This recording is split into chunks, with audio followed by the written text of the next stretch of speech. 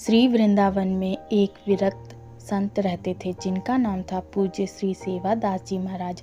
श्री सेवादास जी महाराज ने अपने जीवन में किसी भी वस्तु का संग्रह नहीं किया। एक लंगोटी, कमंडल, माला और श्री शालिग्राम जी इतना ही साथ रखते थे। एक छोटी सी कुटिया बनाकर रखी थी जिसमें एक बड़ा ही सुंदर संदूक रखा हुआ था। संत जी बहुत कम ही कुटिया के भीतर बैठकर भजन करते थे। अपना अधिकतम समय वृक्ष के नीचे भजन में व्यतीत करते थे। यदि कोई संत आ जाए तो कुटिया के भीतर उनका आसन लगा देते थे।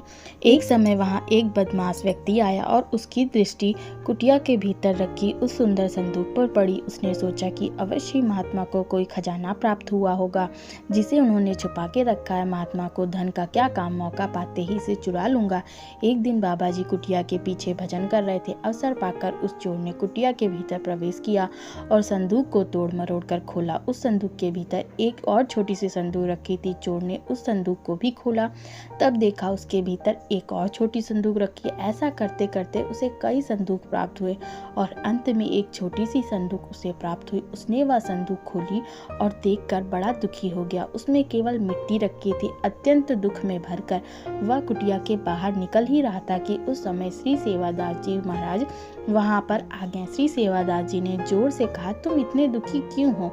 चोर ने कहा, इतनी सुंदर संदूक में क्या कोई मिट्टी भरकर रखता है? बड़े अजीब महात्मा हो। श्री सेवादास जी बोले, अत्यंत श्रेष्ठ मूल्यवान वस्तु को संदूक में ही रखना तो उचित है। बाबा बोले, ये कोई साधारण मिट्टी नहीं है, यह तो पवित्र श्री वृंदावन रज है।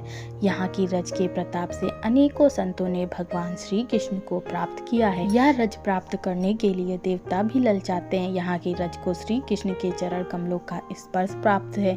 श्री कृष्ण ने तो इस रज को अपने श्रीमुख में रखा है। चोर को बाबा की बात कुछ अधिक समझ नहीं आई और वह कुटिया से बाहर जाने लगा। बाबा ने कहा, सुनो, इतना कष्ट करके खाली हाथ जा रहे हो, मेहनत का फल भी तुम्हें मिलना चाहिए। चोर ने कहा, क्यों हंसी मजाक करते हैं? आपके पास देने के लिए है भी क्या? श्री सेवादास जी कहने लगे, मेरे पास तो देने के लिए कुछ है नहीं, परंतु इस ब्रजरज में सब कुछ प्रदान करने की सामर्थ्य है। जय श्री कृष्ण।